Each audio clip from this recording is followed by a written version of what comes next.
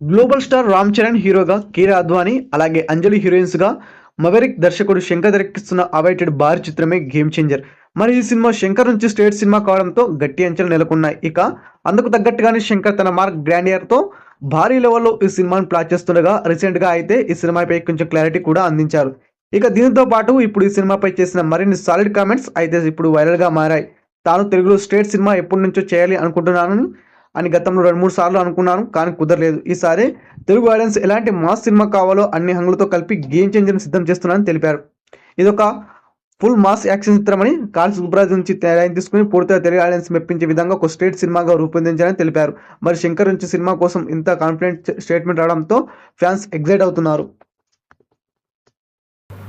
ఈ వీడియో పూర్తిగా వీక్షించినందుకు ధన్యవాదాలు. ఈ వీడియో మీకు నచ్చినట్టయితే లైక్ చేయడం మాత్రం మర్చిపోకండి. కామెంట్ చేసి మీ యొక్క వాల్యుబుల్ ఇన్ఫర్మేషన్ని మాకు తెలియజేయండి. షేర్ చేసి మీ ఫేస్బుక్, వాట్సాప్, ట్విట్టర్ కమ్యూనిటీకి మా వీడియోని పంచుకోండి. అంతేకాకుండా మా వీడియోని నోటిఫికేషన్ల రూపంలో పొందడానికి సబ్స్క్రైబ్ బటన్ని ప్రెస్ చేసి బెల్ బటన్ని నొక్కండి. Thank you for watching.